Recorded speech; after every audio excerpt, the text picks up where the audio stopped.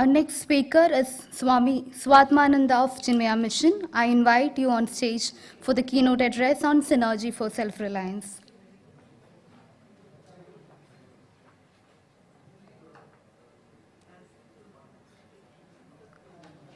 Let me introduce Swami Swatmananda for you. Swami Swatmananda serves at Chinmaya Mission, Mumbai after completing the Vedanta course at Sandipani Sadhanalaya, Mumbai.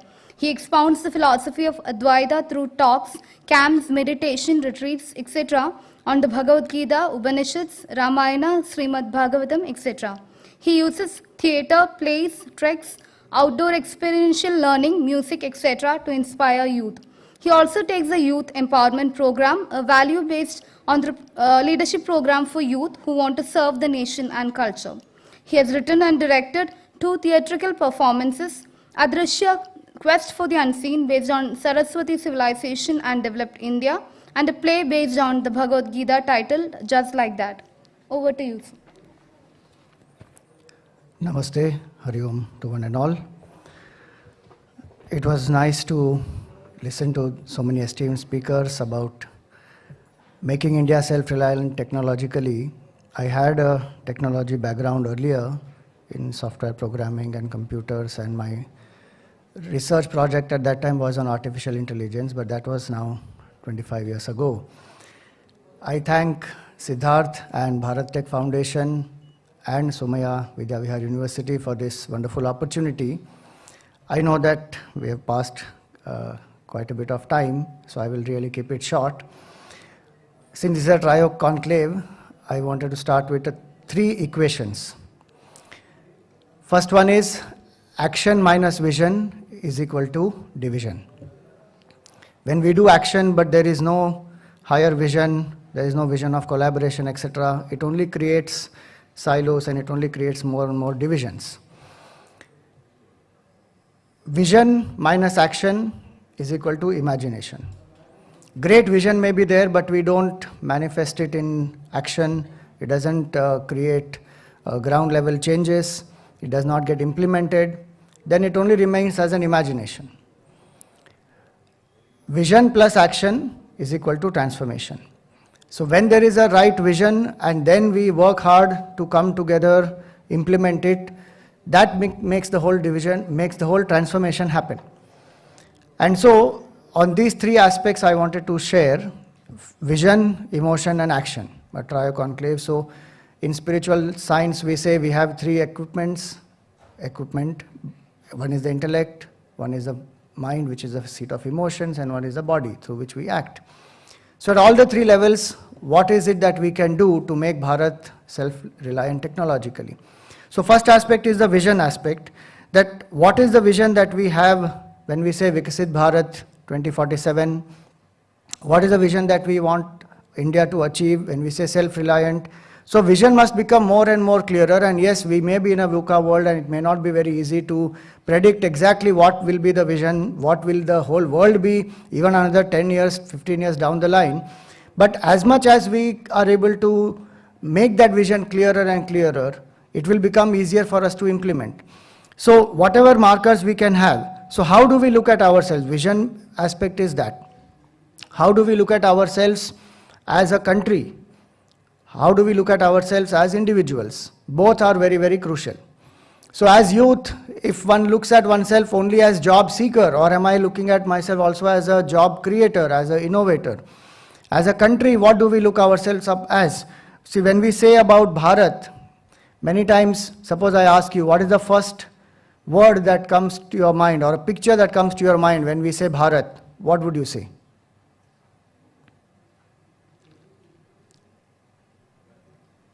Quick.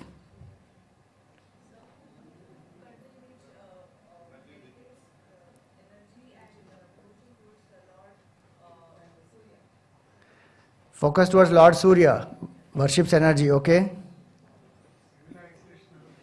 Civilizational? Nation, yes, wonderful. Cultural diversity, Bharat Mata,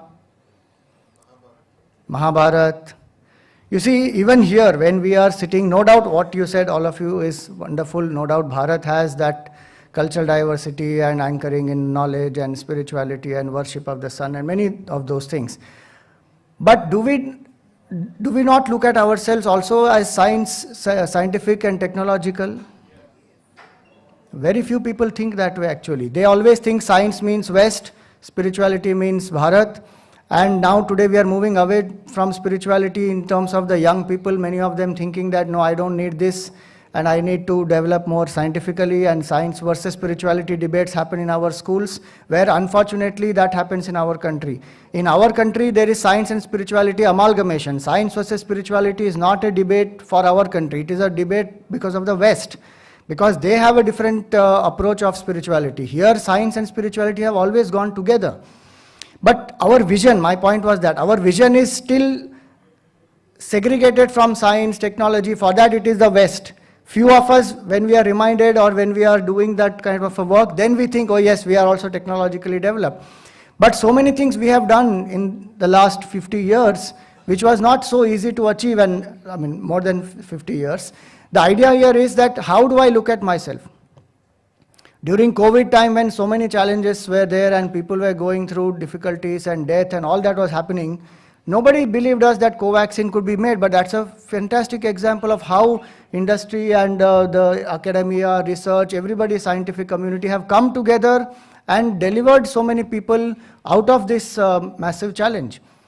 Today we are doing so much in the defense sector. We were the second largest importer of the arms and ammunition, etc. And today we are doing so much of export. Solar energy, we are doing so much of leading work. But in spite of all that, what is our vision?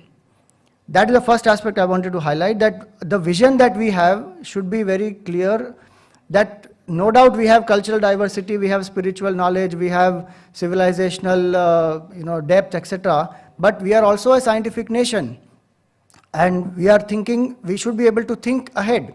So in vision, again, I wanted to explain three aspects: past, present and future. What do we know about our past? If we go deep into our past, Bharat has always been the innovator. We have not been catching up game only all the time.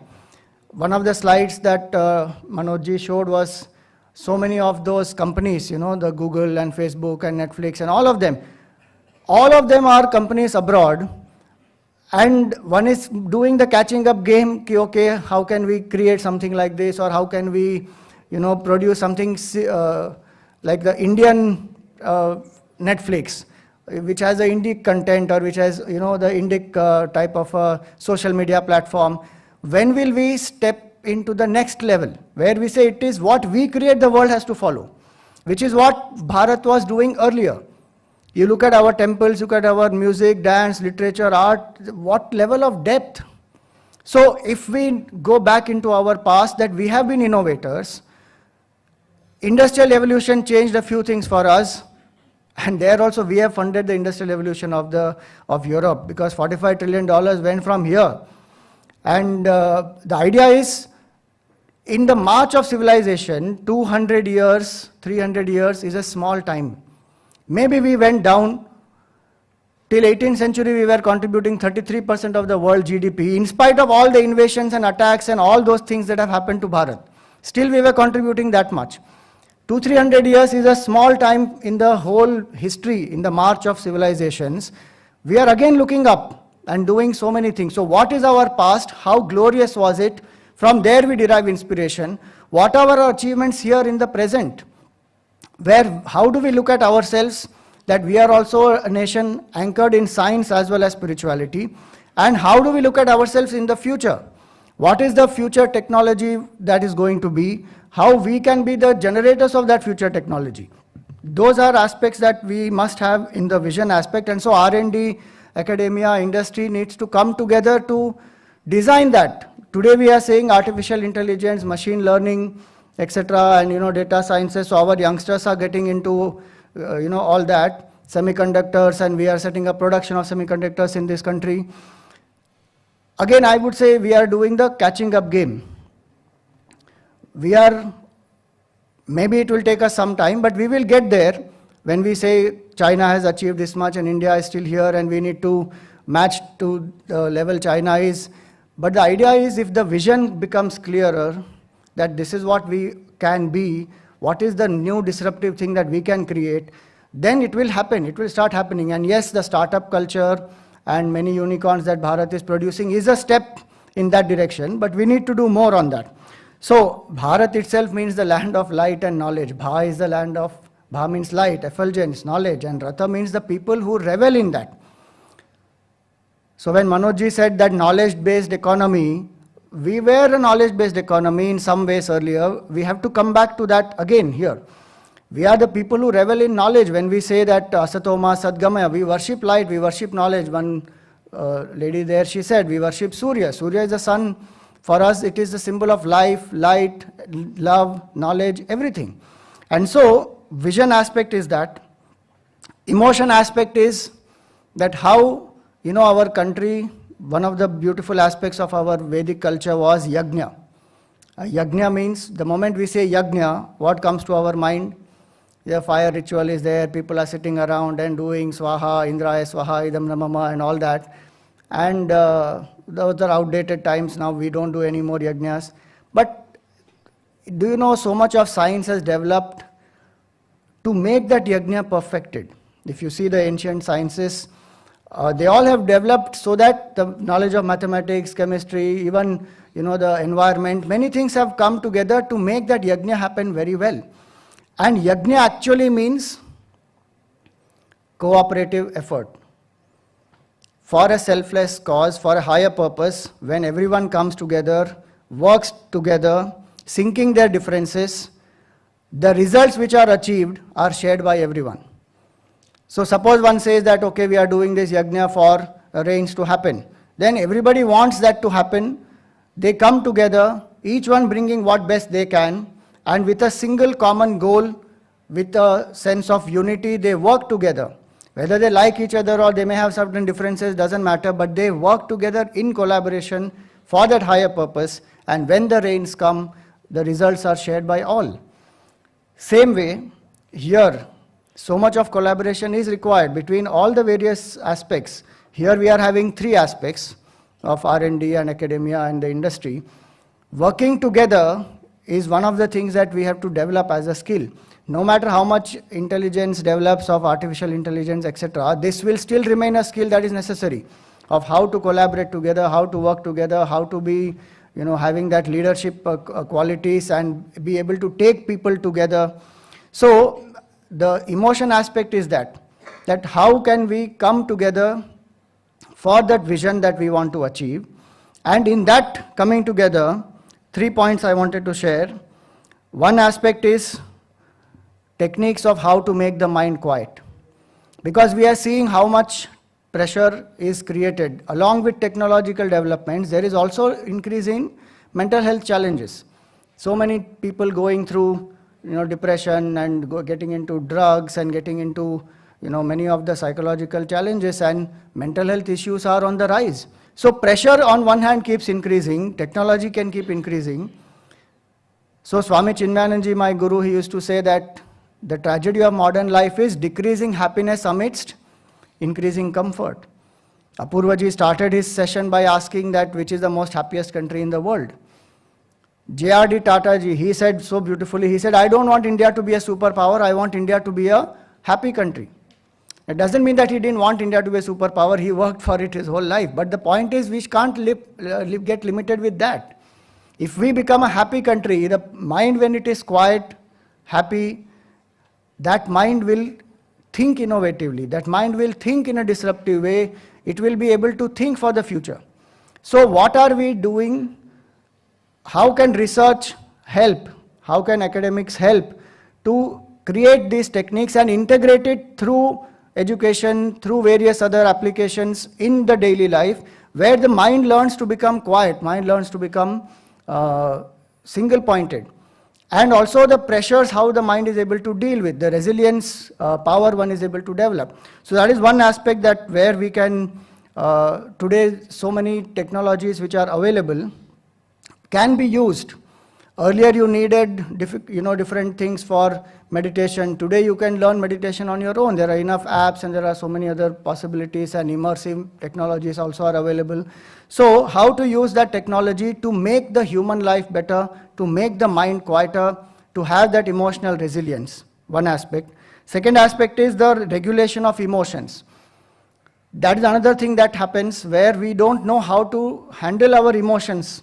One is to make the mind quiet, second is how do we handle the emotion aspect. How can technology become a means where I learn to regulate my emotions? I can understand what am I going through. Many times we don't understand what we are going through, and then actions happen, and then later we regret, oh, I should not have said this, I should not have done this, or why did I do this? I come to know much later. So how do I learn to regulate my emotions so that technology is used not only to create better products and comforts, but technology also is used to ensure that the human being's experience as a person living life becomes more better. And third is definitely the introduction of spiritual knowledge. Using technology, so much research, etc., can also be done. We always quote the Western universities, others saying that this particular spiritual practice, when it is done in this way, this is the result that it is given, and this is being proved. You know, somebody who got the Nobel Peace Prize for understanding how the body functions in terms of, the fasting. So once in a month, if you do complete water fast, then the body will go into a mode called autophagy, where the body cells will eat away the harmful cells and the cancer cells and all that. And 2016, I think that gentleman from Japan, he got that Nobel Peace Prize. Now we will quote that and we will say that, okay, this is what it is, so it has been there in our country also. We have been doing Ekadashika fasting from so long. But again, I'm saying we are catching up only. Our research is not doing any of that to prove that how India has been doing things which have been innovative, and what are the things that we can do which people can then adopt. So in terms of that, if spiritual knowledge is brought in, people have more of anchoring in oneself. Technology can be used for many of those aspects also. So the experience of human being as a individual, and then of course as a whole society, as a nation and the world, can be very different. And last aspect is the action aspect. So when we say in the Gita, yoga karmasu kaushalam. So what is yoga? It is not doing just some physical postures. Yoga is dexterity in action. And what are the skills that we are training our youngsters with?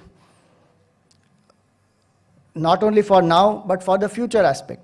So the education, the academia, how is it making the student skill ready as well as future ready? Both are very, very crucial, so that the industry has people. So what is going to be there 10 years down the line, 15 years down the line? Can we start educating from now? And we create those type of students who will then be absorbed by the industry and who will then be able to create a difference in the society. And so what are the skills and how the skill training is done? How much is it contemporary and how much is it futuristic? Both very, very crucial to understand that. Second is the accountability. One of the challenges we find is many things get initiated but they don't complete because the accountability is not there, or one has sometimes a chalta hai type of an attitude. And so accountability, that what I am doing, how will it make a difference to my society, to my country, and I am accountable for everything. If that mindset comes, one will also do prompt execution. So skills, accountability and prompt execution, if they can be introduced, and there are many technological ways to do all this. Earlier people used to sign, in that, what is that, attendance register and all that. Now one does this, then came this finger print scanning. Then there is this eye. So there are so many things whereby one creates a certain level of accountability. I'm just giving a certain basic aspect here. But all the three, when we can come together, vision, emotion and action, success is a tribute that life pays to such excellence, and may we all come together to make Bharat self-reliant technologically and achieve our vision of Vikasit Bharat 2047. Thank you so much.